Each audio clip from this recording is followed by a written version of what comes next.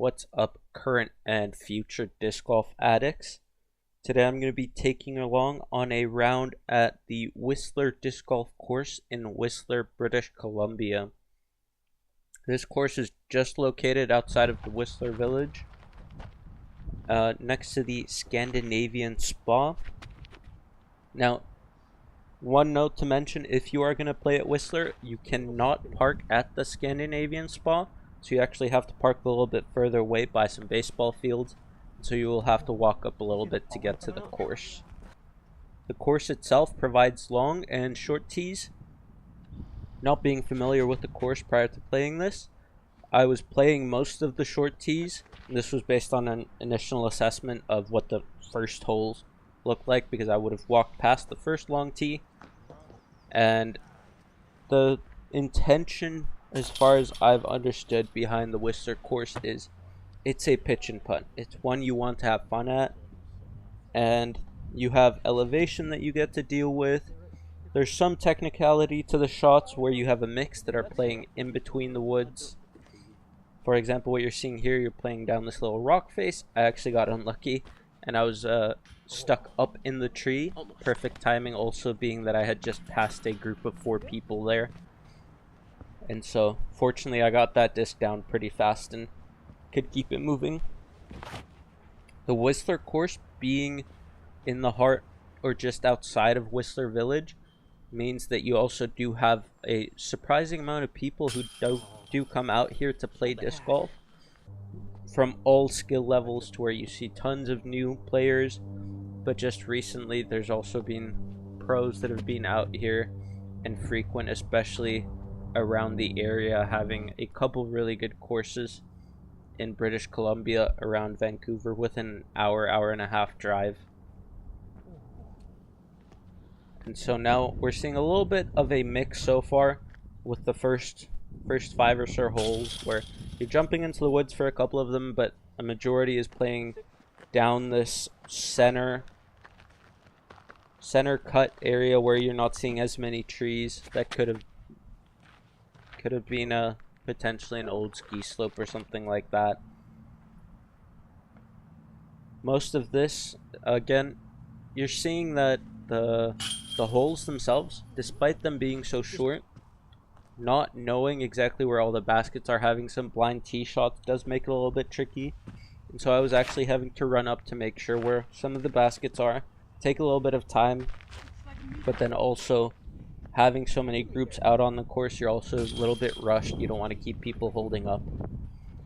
And so that's also something to keep in mind here as I'm getting off to a slow start. But carding in my first birdie though, bringing us to hole 8. Hole 8, I remember for a fact I did not play the short tee because I couldn't find it. But also UDisc saying that it was only 95 feet didn't seem very reasonable, to where that's too short in my opinion to really be fun. And so I played the long tee there, just trying to throw a harp, but faded out a little early and missing the putt. Being a pitch and putt course, the Whistler course is all about getting your birdie looks, get onto the green on as many holes as possible, and the difference between a good and great score is just how many putts do you make. And so at this point, having these short holes to begin with and being 1 under, I am feeling a little bit of that pressure, to where I feel like I'm missing out on holes that you do want to be birdieing. So this is something that's in the back of my mind. With the front 9 complete, we're moving into the middle 9 of the 27-hole course, this one you have to which is going to be changing in terms of landscape pretty drastically, to where we're on the side slope of the hill. And we're going to be playing in some tighter woods now, and you're going to see a lot more elevation in terms of the side slopes and roll-away potential happening. And thankfully carding in another birdie and starting to get a little bit on a roll here. Hole 11 was this straight hole where you wanted to throw straight, just kind of stall out and kind of fall out of the sky. I got a little bit unfortunate skipping off to the right where I did. And this putt I did not think was going in. It was going to hit one of those trees that I was walking by there, but barely found the bottom of the cage there.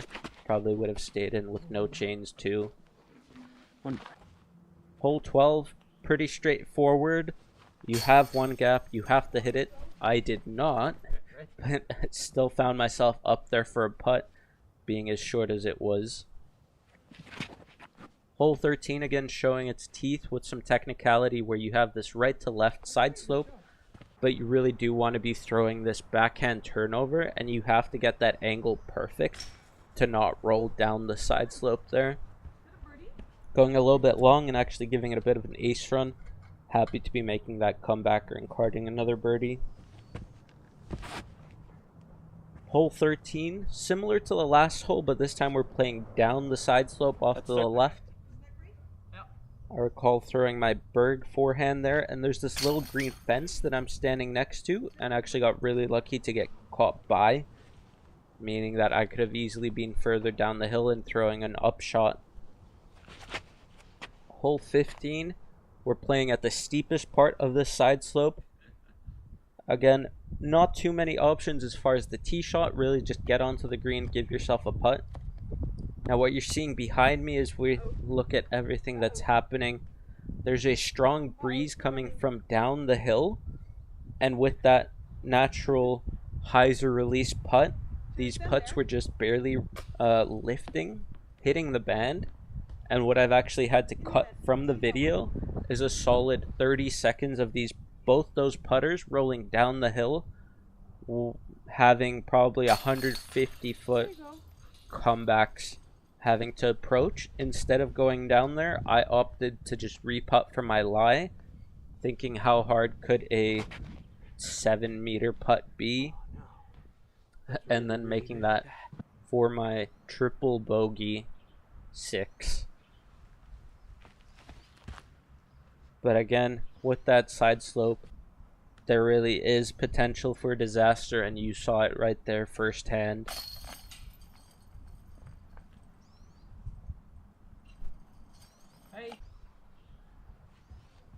Then bringing us to hole 17. Now we're at the highest point at which we are for the course, and this is just a soft little glidey hyzer, really easy to get out of hand, where the hole being as short as it is very easy to go long as I did now. And this one, those trees in the center of your screen are a little bit more in the way than you would think, or from this angle at least, forcing a little bit of an anhyzer putt, just catching low left. Hole 18 is the signature hole at the Whistler Disc Golf Course. I mean, at just under 300 feet. I've seen all sorts of videos from the course, but most famous for a thumber ace that was caught on video. You really get to take in the views of the scenery around. I just tried throwing my Berg relatively straight at the basket, left it a touch high and ended up fading out. I wanted to give the putt a little bit more time to try and make it, but there was some sort of bee flying around that I was not going to deal with. I ran there, putted, and got the heck out of there.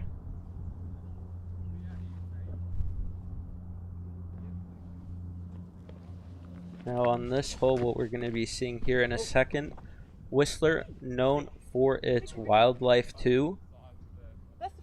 And so it is very common to see black bears out on the course.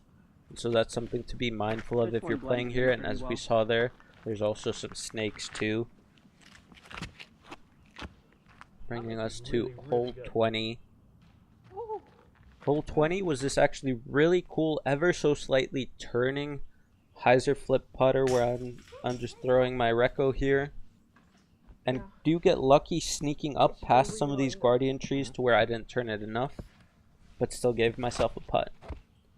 Hole 21, we have a triple mando with a fence both left and right, but then I end up hitting the left side of the fence, just kind of sawing off and not really giving it enough power, bringing me back to this Berg that I've been relying on for so long. Just floating in that sidearm anhyzer into the chains and carding a birdie that I was not expecting after that pretty bad drive. Hole 22. This is a hole where standing on the tee, even though there is a gap, the gap is so narrow that it doesn't feel like it requires much skill. This is a much more how lucky can you get? Almost end up carding the birdie with a long putt, but not staying in the basket there. Still turned out really good. Some of these holes, though, we are seeing that there's a lot more ace run opportunities here that are relatively straightforward, not obstructed. Sure, there might be a couple of trees, but hole 24 bringing perfectly my point to where there's nothing in the way, and this was a perfect opportunity to also toss a few extras to try card an ace. But then still playing my first shot as I'm playing for score, but it would always be cool to catch an extra ace on video. Hole 25 is an island hole, and if I recall correctly, the island itself is just smaller than circle 2, and being again a little bit blind and not being familiar with the course, I floated way past long over everything and didn't much have a chance there, leaving myself with the drop zone approach almost approaching onto the green OB again, but fortunately connecting on my bogey putt. Hole 25, this is not the short tee, this is the long tee. I couldn't find the shorts looking for it, so this should be just under 300 feet. And just trying to throw something flat, but stabling out a little bit sooner than I would have liked. Had myself a putt though, but not converting there. Wait, I'm gonna throw one more real quick. And rounding out the round, we are on hole 27. I still don't officially know if this is the right basket because there were a couple around. But when I was starting my round, I saw somebody approaching this basket, and so I figured that this is the right one then. With that brings me to a final score of -8, or 73 throws. And as we enjoy some of the views from the top of the course, don't forget to leave a like, comment, and subscribe if you enjoyed what you saw. Thanks for watching.